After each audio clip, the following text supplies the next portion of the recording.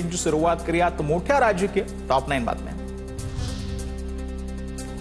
उपमुख्यमंत्री शिंदे राज्यात लवकरच ऑपरेशन टायगर राबवणार। बुधवारी झालेल्या बैठकीमध्ये चर्चा। शिंदेंनी ठाकरेंना काही खासदार बैठकीतून संपर्क केल्याची सूत्रांची माहिती। ठाकरेंच्या खासदारांसोबतच्या कथित बैठकीचं वृत्त निराधार, अशी कोणतीही बैठक झालेली नाही। ऑपरेशन टायगरच्या वृत्तावर उपमुख्यमंत्री एकनाथ शिंदेंचं स्पष्टीकरण। तर ठाकरेंची शिवसेनेच्या खासदारांसोबत कोणतीही बैठक नाही। बैठकीच्या बातम्या या अफवा। श्रीकांत शिंदेंची TV9 मराठीला माहिती। फडणवीसांकडूनच शिंदेंच्या पक्षाचं ऑपरेशन सुरू। ठाकरेंच्या शिवसेनेचे 9 खासदार एकजूट। फडणवीसांनी शिंदेंच्या पक्षाची डेड बॉडी केली। ऑपरेशन टायगरच्या चर्चांवरून संजय राऊतांचा हल्ला।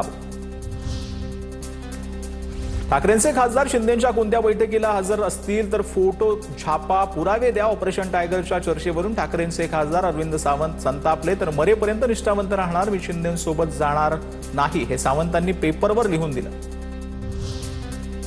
ऑपरेशन टायगर एका महिन्यात समजेल। ठाकरेंचे खासदारच नाहीत तर आमदारही आमच्या संपर्कात, निवडणूक झाल्यापासून संपर्कात असल्याचा संजय शिरसाटांचा दावा।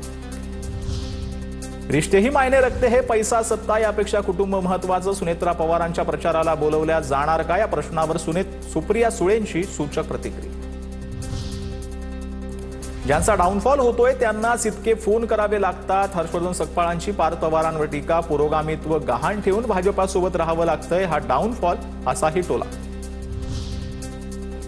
बारामती विधानसभा पोटनिवडणुकीसाठी उपमुख्यमंत्री सुनेत्रा पवार 12 एप्रिलला प्रचाराचा नारळ फोडणार।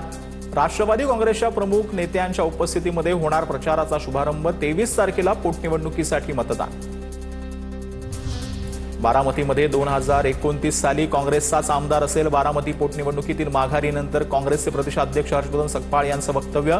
तर मोठ्या लढाईसाठी 2 पावलं मागे यावं लागतं। कार्यकर्ते आणि पदाधिकाऱ्यांशी संवाद साधला। आकाश मोरेंचीही घेतली भेट। आता वयात मोठ्या टॉप 9 घडामोडी। राहुरी पोटनिवडणुकीसाठी राष्ट्रवादी काँग्रेस शरद पवार पक्षाची स्टार प्रचारकांची यादी जाहीर। शरद पवार, सुप्रिया सुळे, जयंत पाटील, शशिकांत शिंदे, रोहित पवारांसह 35 जणांच्या नावाचा समावेश। पवारांच्या राष्ट्रवादीकडून गोविंद मोकाटे रिंगणात। IT कंपनीतील धर्मांतर प्रकरणातील 5 आरोपींना न्यायालयीन कोठडी। तर ऑपरेशन मॅनेजर असलेल्या अश्विनी चेनानीला 13 एप्रिलपर्यंत पोलीस कोठडी। 9 गुन्ह्यांचा SIT कडून तपास सुरू। नाशिक IT कंपनीतील लैंगिक शोषण आणि धर्मांतराच्या प्रकरणामध्ये धक्कादायक माहिती। विशिष्ट पोशाख ट्राय कर असं म्हणत तरुणींना धर्मांतराकडे वळवलं जात होतं। वर्षभरापासून पीडितीने लिपस्टिक लावणंही पूर्णपणे बंद केल्याची माहिती। नाशिकमध्ये भाजपा युवा मोर्चाचं आंदोलन। IT कंपनीतील लैंगिक शोषण आणि धर्मांतराचं प्रकरणामध्ये निषेध व्यक्त। कंपनीसमोरच भाजप कार्यकर्त्यांकडून जय श्रीरामच्या घोषणा। नाशिकमधील धर्मांतर प्रकरणी मोडस ऑपरेंटिस समोर। संशयित आरोपी तरुणींना कंपनीत कामाचं प्रेशर असल्यास दुसऱ्या व्हॉट्सअप ग्रुपमधून मदतीच्या नावाखाली अज्ञातस्थळी किंवा काही फ्लॅटमध्ये बोलावून मुलीसोबत गैरवर्तन करायचे। कट्टरतावादी विचारातून तरुणीकडे धर्मांतराचा तकादा। विशिष्ट धर्मातील व्हॉट्सअपमधून हे प्रयत्न सुरू असल्याचं पोलीस तपासात समजलं। नाशिकच्या सातपूरमधील महिलांचं लैंगिक शोषणात प्रकरणामध्ये आरोपी रवींद्र एरंडेलला पोलिसांचा चोख तपासात सहकार्य करत नसल्याची माहिती। नाशिक जिल्हा कायद्याचा बालेकिल्ला म्हणत रवींद्र एरंडे जोडले हात।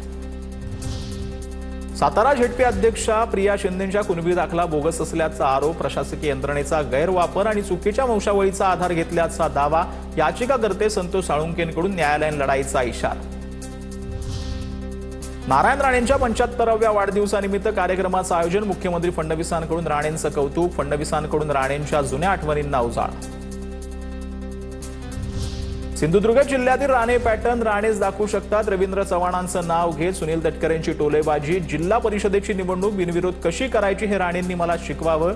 मला रायगडसाठी मदत होईल, तटकरेंचं वक्तव्य।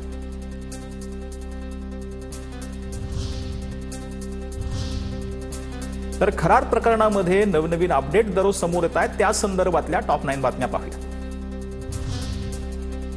प्रतिभा चाकणकरांना शिर्डी पोलिसांची नोटीस। भोंदू खरात प्रकरणी प्रतिभा चाकणकरांना नोटीस। अनेकांच्या नावं समता पतसंस्थेमध्ये खातं असल्याची माहिती जी आहे ती समोर आली होती। खात्यावरून कोट्यावधींचे व्यवहार झाले। प्रतिभा चाकणकर यांच्या आणि त्यांच्या मुलाच्या नावेही समता पतसंस्थेमध्ये 4 खाते। खरातकडून 160 जीबी डिजिटल पुरावे उघड. फॉरेन्सिक अहवाल एसआयटीकडे सादर. तपासाला वेग. एकूण 4 डिजिटल उपकरणांची तपासणी पूर्ण. प्रत्येक पुराव्याला ABC असा कोडवड. नोव्हेंबर 2023 ते डिसेंबर 2024 कालावधीतील हालचालींचा तपशील.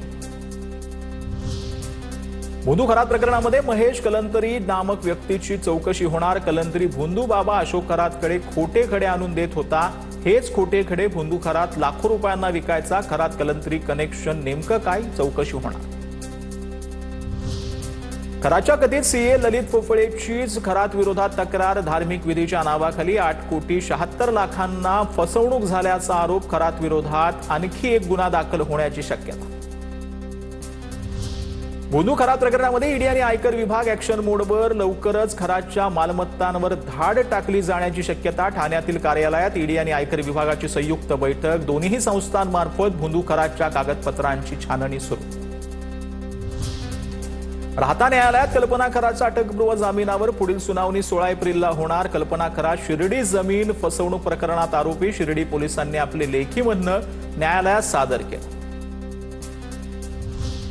खरात प्रकरणावरून सुजय विखेंचा निलेश लंकेंवर निशाणा. काही लोकप्रतिनिधी प्रत्येक ठिकाणी दिसतात. असं लोकप्रतिनिधी समाज हिताचं नाही.